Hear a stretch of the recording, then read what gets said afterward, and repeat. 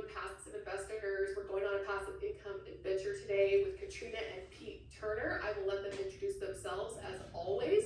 I am really excited to hear their story because Katrina and I connected, I guess it was a couple of years ago now, as she was just getting started on this journey. So when I reached out to basically see where everybody was on their journey, she had some really great progress to report. So I'm excited to hear her update and hear her tell us all about how they have left the beaten path and they are now firmly on the path of being entrepreneurs and investors. So thank you for coming to the show.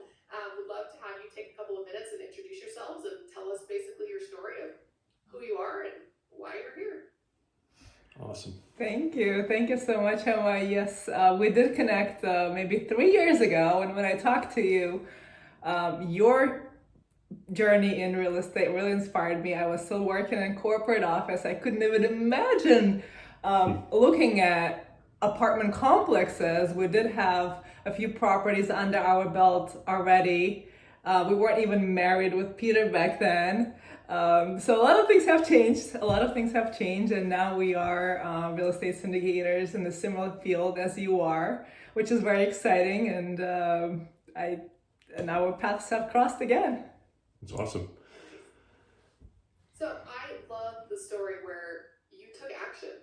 I talk to a lot of people, and I love talking to people in this business. It's basically my favorite part of what we do is all of the networking and hearing everybody's stories, but I especially love hearing the stories of people who are like, I don't know what to do, and then I hear later, like, we took action.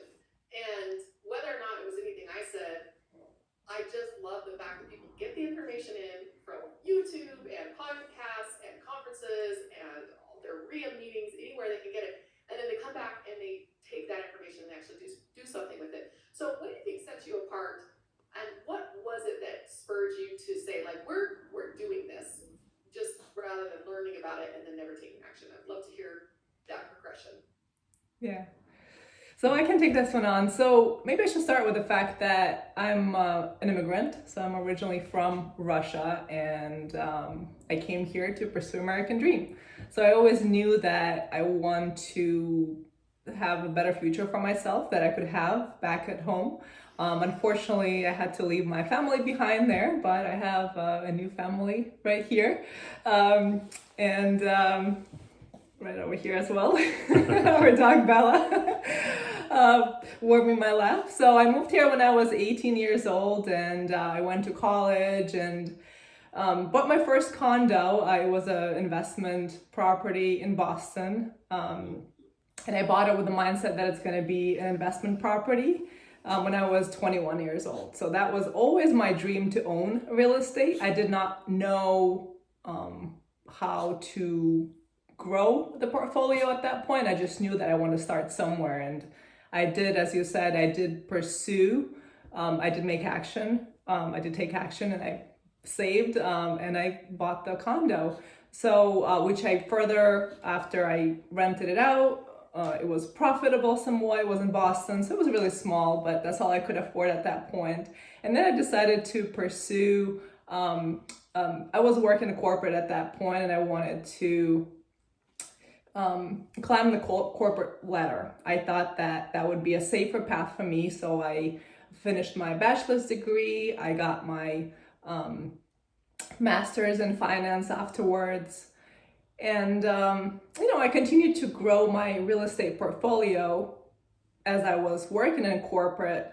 And, at some point in my life, I realized that it's really hard to do both at the same time. And as much as I wanted to grow the corporate ladder, there was so much politics involved in corporate and so much cutthroat. And, it was so hard to get a promotion. So, and I realized it's so much easier to get a promotion in real estate with purchasing another real estate deal, So, that kind of made me realize that, I can do so much more in real estate, but I just didn't see how I can take that next step at that point. And then... I've never heard it said like that before. Yeah. I mean, I guess I should have. If you're an entrepreneur, you don't have to wait for somebody to award you a promotion. You just go get one by expanding your business, taking on more responsibilities, expanding your product line, or buying another property, because each property is like its own little business. I love that. It's very different than where we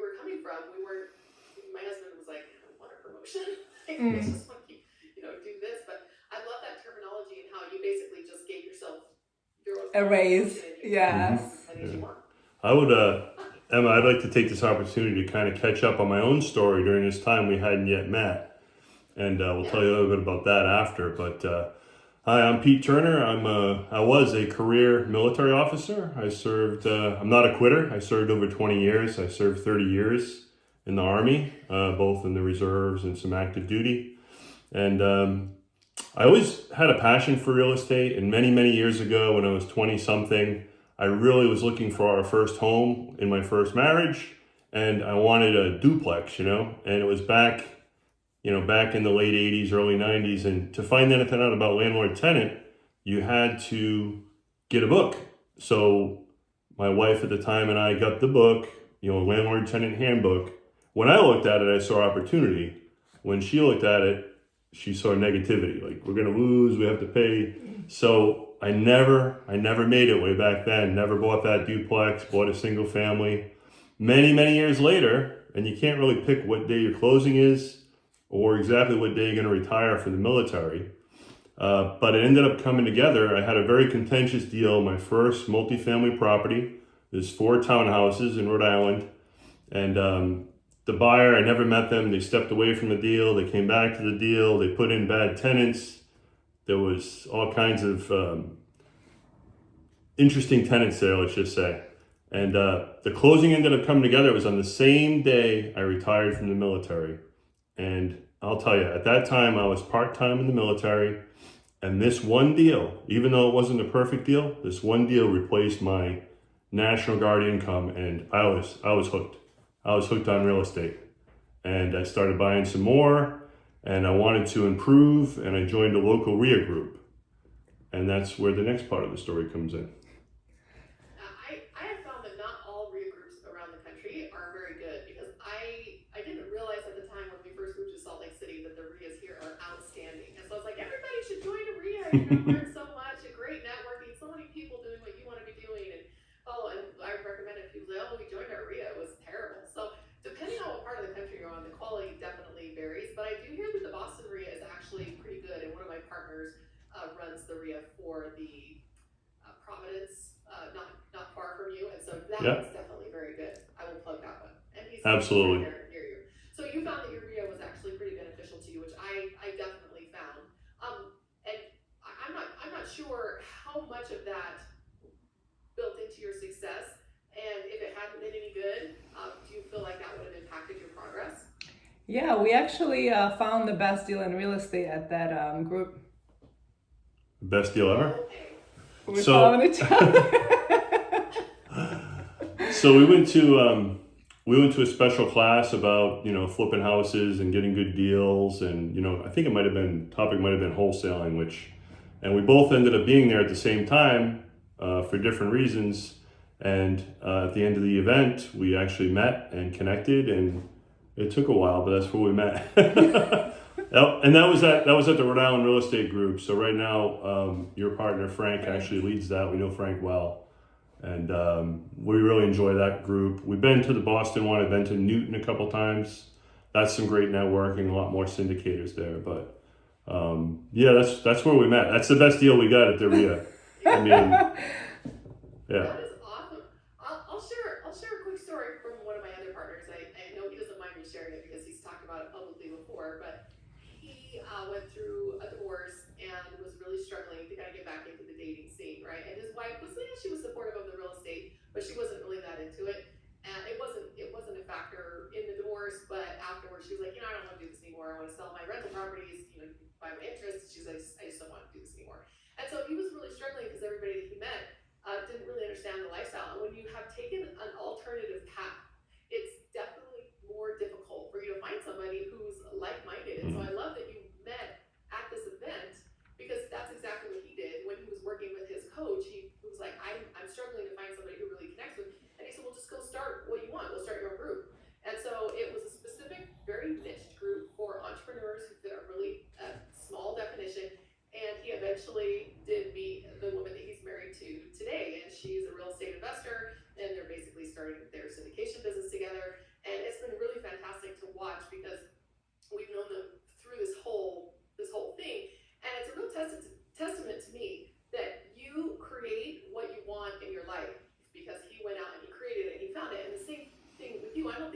showed up at that meeting expecting to find a spouse. His group was specifically so he could be dating and find like-minded people to date. But you have that common interest, and now you have really discovered one another. Even though you might not be off of the mainstream path, you have this shared interest in, and it's a huge part of your life. If you don't have a supportive spouse, you would at least need to have a neutral spouse, because this is very difficult, and the mindset can be the biggest part of it. Agreed. And so if someone is tearing you down and telling you that you can't do this, and who's super scared and risky. I mean, Pete, you told the story best with your ex-wife. She's like, I don't want to do this. And you're like, okay, this is a big deal. We really need to be on the same page. So I think it's beautiful that you were able to meet and create the kind of relationship that you can pursue your passions and your dreams and both be on the same page there. Absolutely. It helps so much. It's tremendous. Yeah, we were actually on Frank's podcast, and he asked us, or someone in the group asked us about, is there a secret to success when you're in a partnership and also doing the business together? And I think you just kind of, what you said, hit the nail on the head. It does support you if both are thinking in the same directions. We'll set goals together. I think it brings us together, and my strengths hopefully complement yours, and yours definitely complement mine. And in business, we stay in our own lanes, right? So I do certain things that I do bookkeeping for us and social media, and Pete is more of a strategy person. He likes numbers, he likes searching for deals, he likes networking. So everyone has to have their own thing that contributes to the whole. So I'm so glad I manifested this wonderful man in my life. Oh, thanks, babe. You use that word manifest. Now, I have to say, as an aside, I haven't even been on Frank's podcast yet, so. It was actually a beginner RIA group, not the actual podcast. Sorry about that. Yeah. Okay. Yeah. Okay. Oh, We can cut that out. Yeah. Maybe we should put in a good word for one another so we can. If we say his name again, he's gonna have to pay us all. So that's it. Stop. It's just like, here's your virtual assistant from Real Agent. There you go. I'll leave that part in. Yes. That's awesome. So anyway, I really liked what you said, Emma. I really liked what you said when you were opening up is about taking action. Taking action is critical. I took action back then on that first townhouse, and I read every book. I think I was probably a member of the RIA group for a couple of years, just showing up, listening to people and not figuring it out. And, finally I read some books, and I went to a giant motivational seminar in Miami by One Each Grant Cardone. And I was just so, I had already bought the townhouse, and I was there outside like the 10X growth conference at the stadium, like on the phone with the realtor trying to get the next deal. So although, it's worlds apart from where I was and where Grant is, I still found his stuff to be very motivational, and it really got the wheels turning and got me taking action. So I'm a huge advocate of taking action and getting some stuff done. I mean, just for example, in our own personal lives, just after you guys met, after you and Katrina met, we had this whole pandemic kickoff. And, That's true, yes. We still did some traveling, obviously, we were careful, but we still did some traveling. We still did some deals, and, we had a wedding, we got married, I bought a home, our primary residence, we bought a home. So we kept taking action during that whole thing. And I think we sold quite a few deals. Properties, yeah. We bought 2 larger properties. We did our first 1031 exchange. So yeah. Yeah. And I think to what you said, action comes with setting goals. We are so big on setting goals. Every year, religiously, we are setting goals. And this year, I actually started a local group for setting goals. So we're going to teach folks how to set actionable goals, right? A lot of folks come to me and they're like, oh, I want to be in real estate, but what exactly do you want to do in real estate? Do you want to be a realtor? Do you want to be a property manager? Do you want to be a syndicator? There's so many options. Like, you have to be very specific what you want and what are the actions, specific action you want to take to get there, right? Like, you want all those things, but until you put the actionable items underneath it, it's just a dream. That's it. It's 80% mindset, which is why I think we spend so much time on getting motivated and fired up. And you captured it perfectly, Pete. When you got home from that conference, you were fired up and you're like, let's go do another deal. But the 20% of what to do and how to do it cannot be ignored or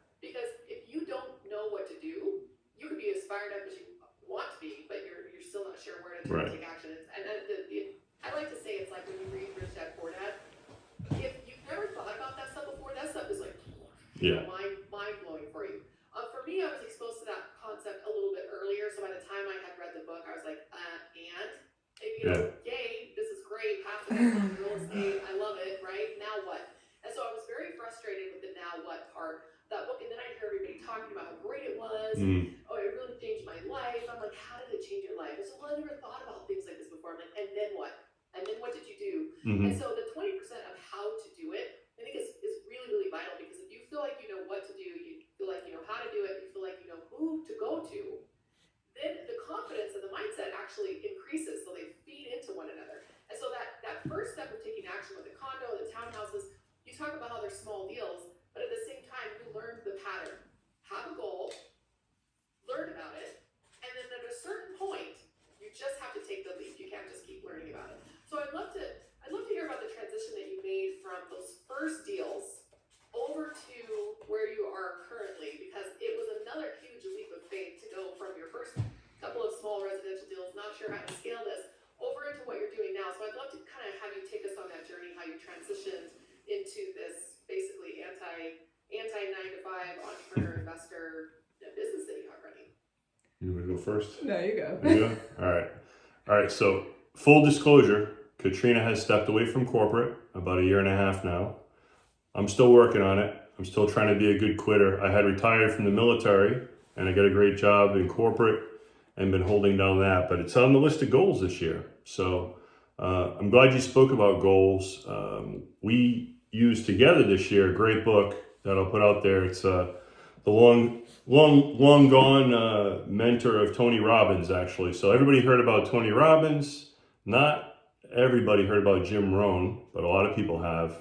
And we have Jim Rohn's book. You have to buy it used. They're not publishing it anymore, but I usually have it with arm's reach. But it's 7 Steps to Wealth and Happiness, and it guides you through the goal-making process. I have been using it for 3 years now, and this is the first year we joined together and used it, and it's really awesome. So some of our goals for this year, as we move from small multifamily, where own and manage just under 50 units in Rhode Island and Massachusetts. We're on syndications as an LP partner in just over 1,000 units, mostly in Dallas, Fort Worth, and Albuquerque. And we've been growing that part of it. And that's where our interest for syndication and realizing this is possible for us, that we can help other investors. And Katrina's done a great job putting some content together that we'll talk about after. But we're really passionate about helping other people, helping people become a passive investor, and looking for that 200 assets under management this year is a big goal of ours, somewhere in the Southeast. I will actually be traveling to Kentucky next week, where I have some contacts. I'll be meeting some in person for the first time and visiting at least 2 to 3 deals that could be a possibility. So what specific goals did you set? Maybe last year, a couple of years ago, that you were like, we're gonna make this transition. Is it because of who you were hanging around with and you saw what they were doing and you said, I want to do what they're doing?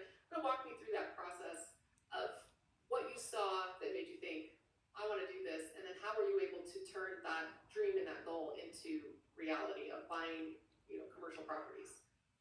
Absolutely. And I'm going to turn this over to Katrina in a second. Let me just set this up. So absolutely, it's about those 5 people that you surround yourself with, okay? And Katrina can talk about an exercise we did, I think it was almost 2 years ago, where we're on the beach on vacation, and we went through this wheel exercise. You want to talk about that? Yeah, so we basically identified folks that are supporting our journey and folks that we no longer feel like are supporting our journey. Pretty simple.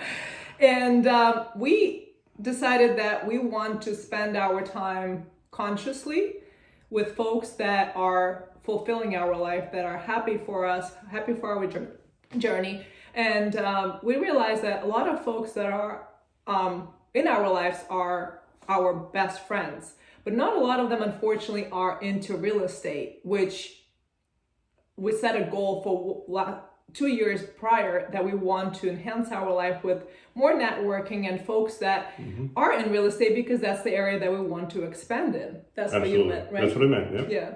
So it definitely helped to, as you said, everyone you meet on this journey, they expand your mindset. And I think naturally we just grew into realizing that we can do more with our money, and we can free ourselves up from doing a lot of property management ourselves, because those calls in the middle of the night do come sometimes. No matter how much you train your tenants, pipes burst, Stuff happens. So syndication, investing in real estate through syndication is a little different from what I thought real estate investing is. Like, I always thought that you buy a house, you renovate it, you rent it, but real estate syndication allows you more freedom. Absolutely. So, and then leaving corporate a year and a half ago allowed me to go back to Russia for 1.5 months, which prior to, I could only go for 2 weeks. That's all I had as a corporate employee. And I was suffering internally because it's about 10-hour trip each way. And 2 weeks is really not enough, with the time change and how much I miss most of my family is there. So 2 weeks is really nothing. So being there for 1.5 months with my family during holidays last year, it was amazing. And, with everything going on there right now, I'm so glad we went. And I was able to actually take my husband there last year, which he really enjoyed. Yeah, I was able to escape for 3 weeks, which is pretty good. And it was just so great. I mean, it's such a blessing to be able to be there and meet family. I mean, it's so awful what's happening over there right now. But, to think that I may not have an opportunity to meet her grandfather again. I mean, he's in his 80s. So it's sad to think about. But there's suffering on both sides there. But we're just so grateful that we were able to at least visit. I was able to visit for my first time. And we wouldn't have been able to do it without the freedom and the passive income. I mean, she was there for 6 weeks. Who does that? Yeah, but I think to answer your question, the bottom line, what really made us turn around and realize that we can do differently in real estate is the freedom of time, right? The passive income that we can generate, where we're talking to you right now and the money is being generated, right? And I heard someone's interview and he said, what's your hourly rate?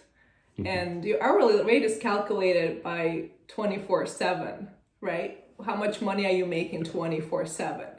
So we're really interested in growing this number, as we have been growing every year. But it's, think about that. How much money are you making 24/7? So what is that number? Now, I'm interested in the dynamic that you have between the two, because I always say that income needs to be split up into 2 buckets. The passive income bucket, which is more on the investing side of things. It's more on finding great teams and partnerships and investing with products, properties, and people that you believe in. And the other side is how to keep the lights on. You have to have some sort of active source of income, because you've got to buy food and you've got to buy gas. And so for us, for many years, what worked well was for me to be a full-time investor, basically give up my entrepreneurial, like my photography business and those, and really focus full-time on real estate. And we never pulled any money out of the business. We never withdrew anything. It was all 100% was either expenses or reinvested back into the business. And so I didn't have to live off of what I was bringing in at all. I used to work so my kids could take piano lessons and we could go on a vacation, but my husband got to the point, he's like, I will cover all of that. I will cover the vacations, all of that. I just reinvest 100% of what's in your business. And so when he lost his job in November of 2022, I remember thinking, oh, I gotta live on this. I gotta pull something out of the business. And so he was doing that W-2 thing, which is a great compliment. So I'd love to hear about when you decided to basically do what I did, where you stepped away from working active income, and how you kept your active income up, how you were able to keep your lights on. Because what I'm most interested in is the spectrum from one stream of income, or maybe 2, because both of you are working, to the multiple streams of income that it takes in order to support a fully passive income lifestyle. And most of us are not 100% there. The ones who are 100% there tend to just like hang out at their resort in Hawaii, and they're not doing podcasts, and they're not on social media. They're maybe no longer even raising capital for deals. The most experienced people in the business tend to be like less involved.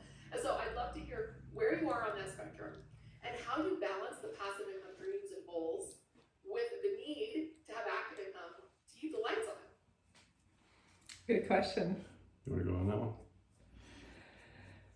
one? So me leaving corporate was a really tough decision because, as I mentioned, I always climbed the corporate ladder. I'm so used to 9 to 5. I got my master's degree to kind of be in the corporate, right? So why did I do all this work to leave it for nothing? But to me, it was all about the skills that I've acquired throughout my journey in corporate helped me to actually make that step. And now, being in real estate, being full-time in real estate, I use my finance degree, I use my bachelor's degree in business administration, I use my every skill I've acquired through my lifetime, I'm actually applying right now. So this was my journey to where we are now. And Yeah, I just wanted to add, so Katrina also had, obviously my support, but a giant push, because as everybody that's listening can relate to, during COVID, we're working from home and we're in home offices, and I have a very passive type of job where I'm kind of like the Maytag repairman.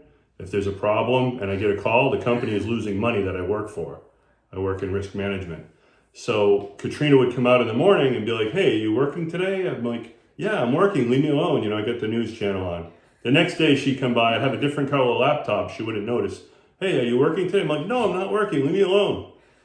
So that's my job. In the meantime, she's over here in the office and I can hear her pouring her heart and soul out to try to bring, 12 computer IT guys together on a project, developing an app, day after day, just pouring her soul out and really not getting the appreciation that she deserved. And, we had the conversation a few times, but I was like, "Babe, why don't you just take even a quarter of that energy and pour it into our business?" We already had some property management going on, some real estate holdings. I said, take a quarter of that energy, put it in business for us, and leave that behind. And I think that message sunk in. So yeah, without his support, I would not I would not be able to do that. I definitely 100% sure about that. But regarding the income, so as you said, he does have a corporate job, so income is coming from there. So we were okay with that. And then what happened is that because I was unemployed, well, not unemployed, I was self-employed rather. It's a different category. Although it did feel like I was unemployed for a little while, it was very uncomfortable at first. I ended up putting all my energy into growing our portfolio. So over that last year, we pretty much doubled what we own and operate because I was able to dedicate my full time to it. So I was doing showings, I was doing screenings of the candidates, repairs. We actually secured an awesome handyman that's our go-to for everything that's happened on the property. So we've established great network for support of our current portfolio that we manage ourselves. So it's been a tremendous growing personally, financially. So, and I think with everyone who is looking to leave their full-time job, a corporate job, I would suggest, if you do have your bases covered financially, whether it's coming from real estate or whatever it is, just do it because you will find a way to bridge that gap financially because you'll be more motivated and that will be your push to make more money because you need to make, and you'll find a way. If you're creative, if you're out of the box thinker, you'll find a way. Absolutely. I for one definitely appreciate that piece of advice because I need to hear it myself. It's like we're taking the slow motion leap right now from the W-2 life. Yeah. We're into the passive income life. And it's like when you're playing a video game and Mario is jumping over the chasm and you're not quite sure if he can make it, and sometimes he doesn't. And I'm kind of at the end, like imagining hanging on with my fingertips. I think that lowering your expenses is a huge part of preparing and being able to do that leap. So, for example, when you gave up your income, it wasn't immediately replaced. You had to survive on what one spouse was making, and nobody wants to hear that part of it. They want to hear how we're saving up for our private jet and we spent 6 weeks in Russia. And sometimes it's about the sacrifices, and that gives a scarcity mindset, and there's almost like a fear of a scarcity mindset in this industry. But I don't look at it as scarcity. I look at it as an investment. I've cut down my expenses so that I can get more time to invest in my business. So I would love to hear about making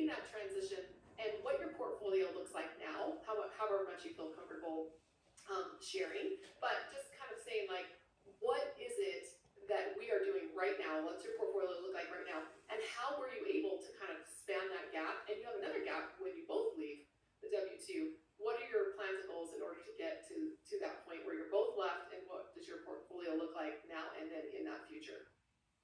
I'd just like to mention that I have a secret weapon. You already heard that she has an MBA in finance, right? And you also heard that she's Russian. So she's a great cook, she's exceptionally frugal, and that's awesome. Save this. If you're watching the video podcast, the stereotype definitely holds true. It's helpful for sure. But I don't know. I wish we had like a super struggle story with it. I think we're much more of the abundance mindset, and I believe, correct me if I'm wrong, but I believe my original goal is we both had our own portfolios, but when I started to build mine, my goal was to be able to step away from corporate and be able to do that in a few years. That had been one of my goals. I had no idea I was going to meet Katrina. So I already had that established. I was just not stepping away from corporate because I enjoy what I do. And that enabled us for her to be able to step away from corporate. So she was a step away, but it was something that I had started years before. So I would just recommend to people that want to do it, try to build, if you're going to build small multifamily, try to build it on the side around your 9 to 5, and it builds up quick. It's not overnight, but it's, 5 years makes a huge difference, And when I left the corporate, actually, even up until now, we don't take any distributions from the business to cover our personal expenses. They all are coming from his salary for now. All the money that our business generated, we're putting into either new business, syndication, whatever it is. So all the money are going into growth right now because we're still in that state of growth. That's where we started doing a lot of the LP stuff and putting it's not so great here in the Northeast. It's really tough to find a good deal. So investing as an LP has been awesome. So, but it's nice to have real estate generating money. So money generating money, right? It's not us doing the extra work. We're not taking the time away from each other or whatever we're doing. It's money generating money, and we're not investing our time into making more money. That's what I like. We're not trading. Not too much time. How do you say it? Trading time for money? Yes. Yeah. Trading time for money. Every time we start something new, he's like, well, are you trading time for money? I'm like, well, yes, but this is my passion, so I'm okay with that. If I'm volunteering, I'm trading time for money, but it's a conscious decision versus having to do something. So we definitely became more conscious about how we spend our precious seconds of our lives, because life is precious and you don't know when it's gonna end. So don't want to regret, everything I'm doing today. If today's my last day. Yeah, and sometimes we get so caught up in working for a goal that we forget that the time right now working for the goal is actually fun. Like, this is the journey. Yes. As soon as you reach the goal, like I said, my husband left his job, or he was kindly asked to leave his job. It's like, he's like, something my boss said really just motivated me to go out and start my own business. I'm like, what did your boss say? He said, you're fired. Oh. Yeah. So he was laid off, and the decision was made for us. A couple of, our dirty little secret is he was planning on quitting at the end of January anyway, and so they just kind of moved the timeline up on us. But that readiness to say, like, hey, we're ready to make this leap, and we're ready to go down this path. And like what you said, you will figure it out. You are a resourceful, creative person. You will figure it out. Absolutely. And sometimes the solution doesn't look like how the dream or the goal planned, but just keep plugging away with knowledge that you've gained, that you've learned on how to do this, and the network that you have on who can help you do it. That is vital, and it doesn't matter what happens to your finances. It absolutely will help you to rebuild if anything goes wrong. It helps you to scale, and it helps you to get your time back, because now you have a group of people that you can share the load with. So Absolutely. for you, kind of moving on from that, as you're delegating responsibilities in your portfolio. So what are you working on right now? What are you building right now? And kind of where are you heading into the future here?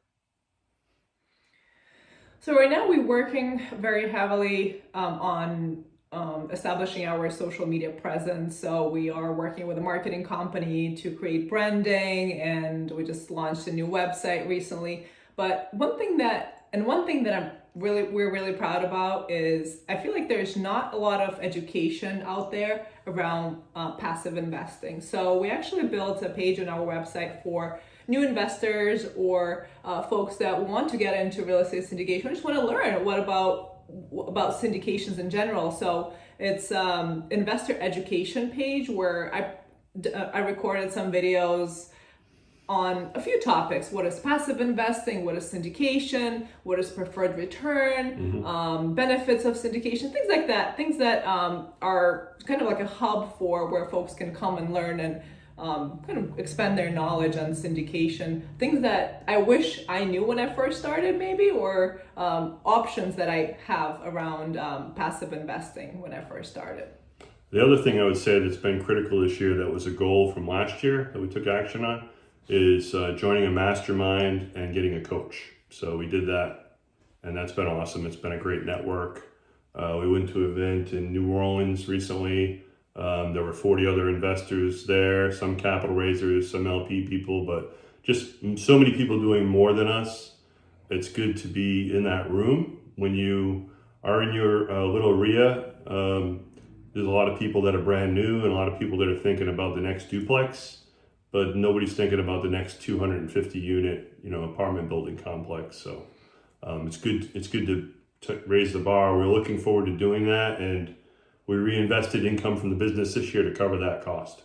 So one of my business partners locally recently purchased our local RIA, and I'm super excited to see where that goes, because getting into that larger commercial and just having a broader focus, I'm really excited about. So my investing club is actually going to be sponsoring the RIA events for the next little while. Wow. While we're still in town. So I really feel like the masterminds, whether it's through a great RIA or a paid group or paid coaching, I don't usually recommend that people start there. And I love how you said that you kind of use that to vault yourself into your scaling, but sometimes people start there and then they still won't take any action. It's easy. It feels hard to. It's like the gym membership, It's actually easier than doing something. It's like having a gym membership. You have one, but if you don't use it, you're not going to get any strength. Yeah. You went in, you hired the personal trainer, you took the gym tour, you signed up for the tour, and then you go back and kind of look at things, and then you stop going. Yeah. And I think that that's the lure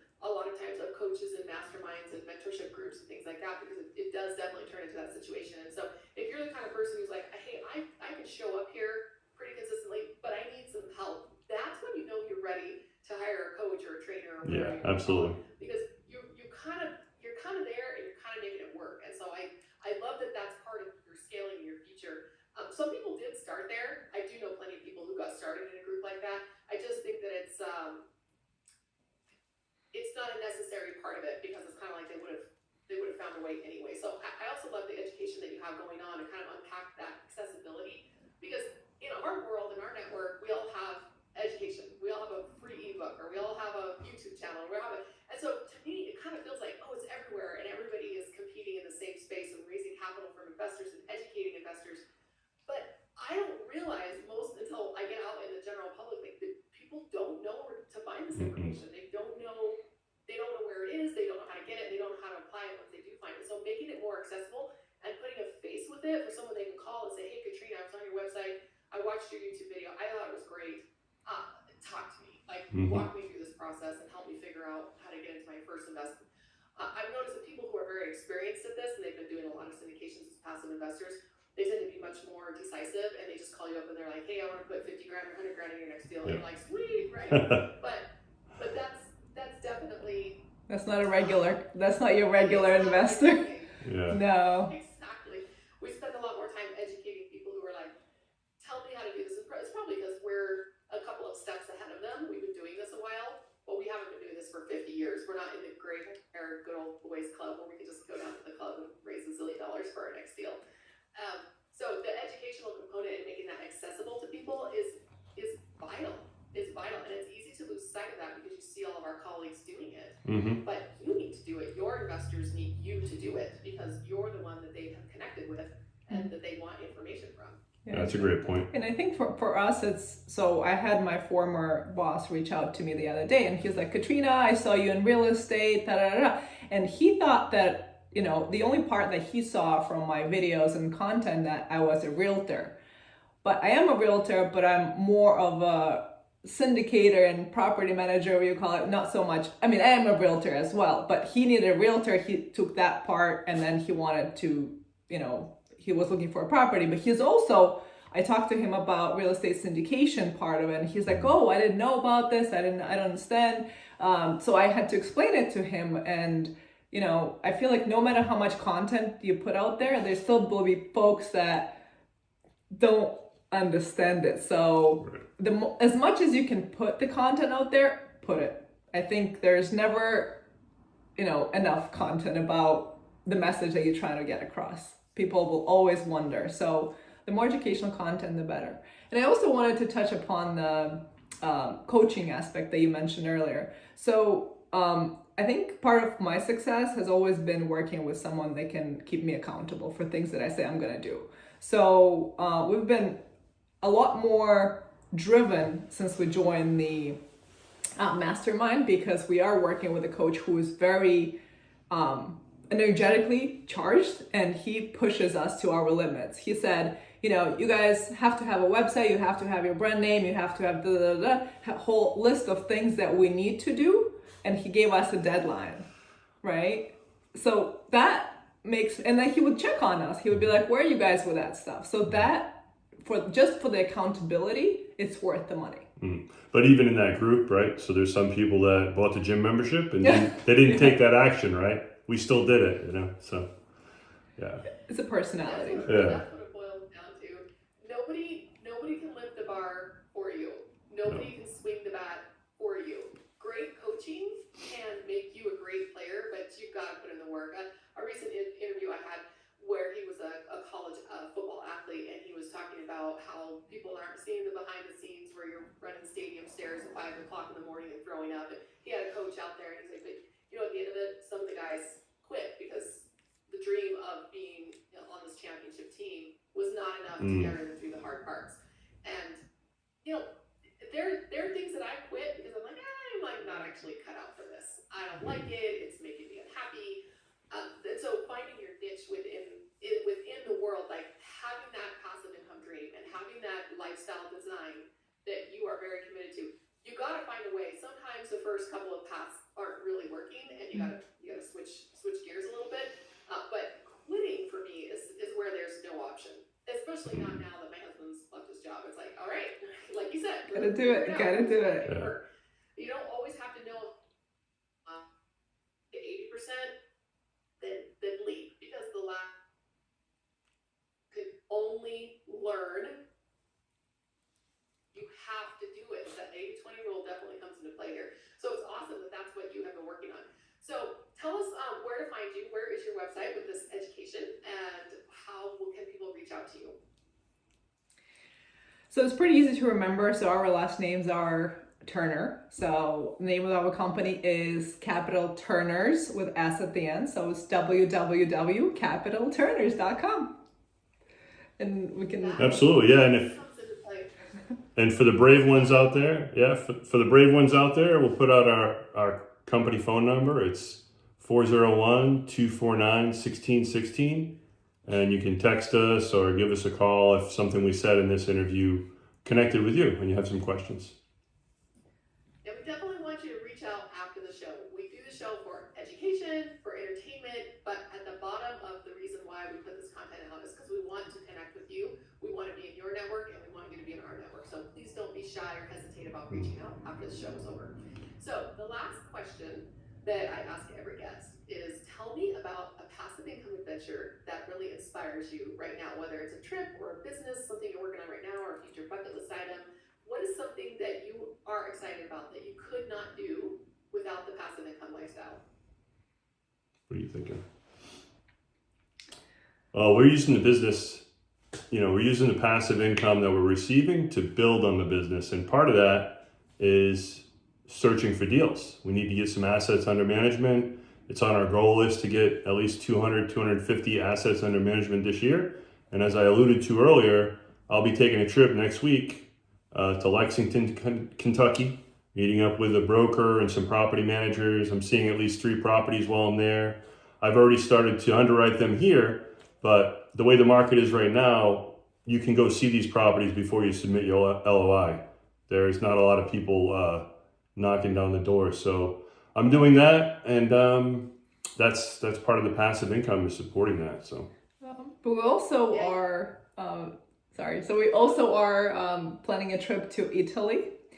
So the fun stuff. Yes, the fun stuff. So we're really excited about that, and we really hope that we find a way to set up our system so we can be there without any disruption. So that's our goal for that. So no property management calls or anything else. So if we can do that, I think we'll be successful. And I love that you are already limited partners in several deals, because that does provide some distributions, and really it's after you invest, after you push wire, it's pretty much zero work. You want to look at the reports and stay up to date on what's going on, but there's really no management at all. And so you're able to enjoy both ends of that spectrum, where you have your active income through your W-2, you have your active income through your entrepreneurial activities, you have your passive income through your limited partnerships, and you're just going to keep continuing to build that. So the progress that you have shared with us has been amazing, and it's really been in a fairly short period of time. Like you said, 5 years makes all the difference when you're really concerted effort. When you're putting a concerted effort onto investing your money from whatever source you get it from, whether it's a syndication business or because you have a job or you're a high-paid professional, just invest the money. Just live on less than you make. Invest as much as you can, and 3 to 5 years will change your life. It did for us. Absolutely. It's doing that for you right now, and it can definitely do it for the listeners out there. So Absolutely. thank you for joining us today. Oh, thanks so much for having us, Emma. Thank you. What a great questions. Great job. Again, thank you so much for sharing your updates. It's really inspiring, and I encourage people to reach out. You have some great resources with your coaches, with your groups, with your investment opportunities, and we would love to hear from you after the show. So I appreciate you coming with us along for the ride, passive income investors, and we wish you great luck on your next adventure, and we'll see you all next time. Bye. Okay, awesome. Thank you. Now we can talk. I didn't want to. What questions you have? I didn't want to rewind the clock, but one of the best things with her stepping away, I didn't mention it, is the tax advantages. To be right. Huge. It's been huge. Do you want to record that? And then... I think we're going to have our first. No, we don't want the IRS to track us down. I think it's going to be our first zero year this year, with the passive losses on the LP stuff, plus our own stuff, and her being full-time real estate professional. It's going to be our first year. Even taken away from my W-2 stuff. Like, it's and incredible. You guys can do the same too, because your husband stepped away now. I should have asked about that, because a couple, especially, because most people are interviewing as singles. Do you want to record it again? I mean, we can just. Let me put it in. Let me give an intro so it doesn't feel like it's an afterthought. We'll stick it in the middle somewhere, but just be like, Pete, you could just start out to say, one of the benefits of having her or whatever, and because I'm a real estate professional, and my husband was W-2, we had years where we were getting like 0 years, but negative years. They were giving us money, and we was putting down payments on projects and stuff. I would love to talk about that while I have a couple right in front of me, because I don't know how the couples come. Let me start. I'd be happy to come. Just start talking. All right. We'll just weave it right in and just give it a little bit of a pause so I have some freedom to cut it together. Okay.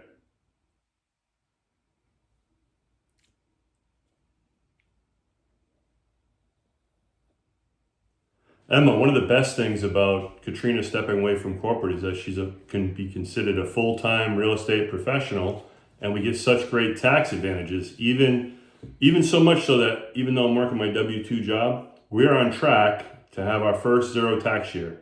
That's right, zero taxes, because real estate is awesome. I love that you brought that up. I say I love a lot. Thank you so much for bringing that up, because my husband and I, when he was in the W-2, were in the same position when I became a real estate professional. As on my taxes, that I spent 750 hours a year, and that I was managing the source of that passive income, just following all my CPA's directions on how to do it right.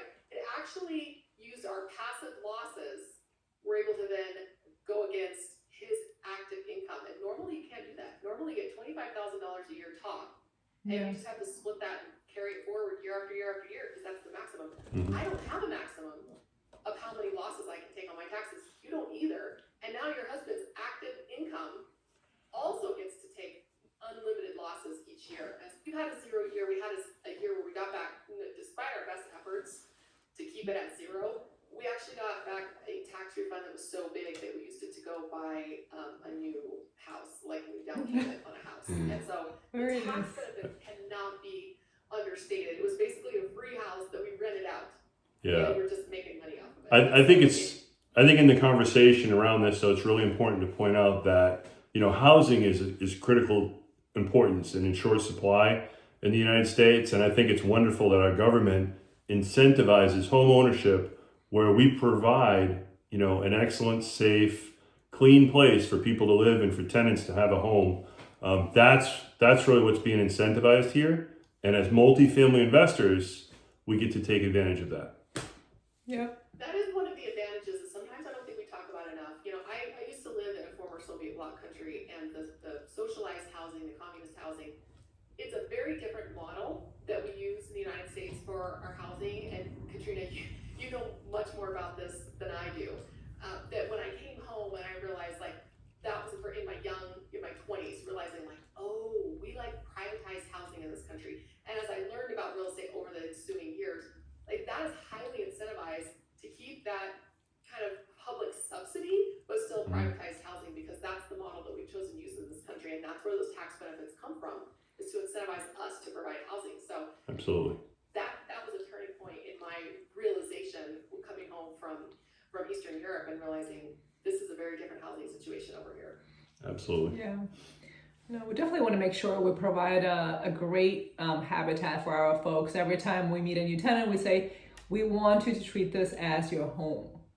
So, and we have a great set of tenants. They all super friendly. A lot of them actually send us Christmas cards and share vegetables from their garden. So we have a great landlord-tenant relationship with them.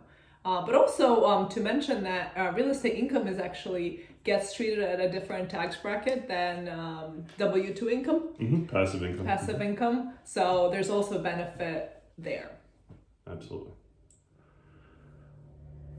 There are so many tax benefits to providing people clean, safe housing that they can be proud to call home. Benefits of taxes, benefits of relationships, benefits of the community serving one another. Thank you for bringing that up. It was something that I think now that my husband's no longer working, I kind of forgot about. But if you are a real estate professional and you are married to a W-2 employee, look into those tax benefits, because that is as important as the income, the cash flow that flows off the property. So thank you for bringing that to our attention. Definitely worth more research if you're in that situation. All right. Okay, awesome. Thank you for bringing that up. We'll slice that into wherever it fits. We've got this program, it's called Descript, where it transcripts everything, and you can move the transcript around once you switch the video, and it'll move it. It's amazing. In fact, if you say something and it's not quite what you want to say, you can actually retype it in the transcript, and it will AI your mouth. Really? Your voice to make it sound like you said it, like you think. I'm like, what? So you're gonna put different words in our. Great. Yeah, I guess the only thing I would say. You know what? I could. The only thing I would say. I did not authorize that, for the record. The only thing I would say about the tax benefit is I don't want to sound too smug, and I think it's important to include, the conversation about why is it incentivized, because somebody could be a new listener and just be like, oh, evil landlords, Yeah. Some of our tenants be like, oh, this is who they are. Actually. I hope our tenants are interested in real estate and are watching. A lot of them. We've tried to help. We've tried to help some people out, like pointing them towards the duplex up the road or something, but it just doesn't happen naturally. But good thing that we have a lot of tenants that have been with us for a long time. So we have great retention, but not a lot of them are go-getters, unfortunately. But it's okay. They pay rent and they're great tenants, so we'll take it. Takes all kinds to make it work. Yeah. Oh yeah.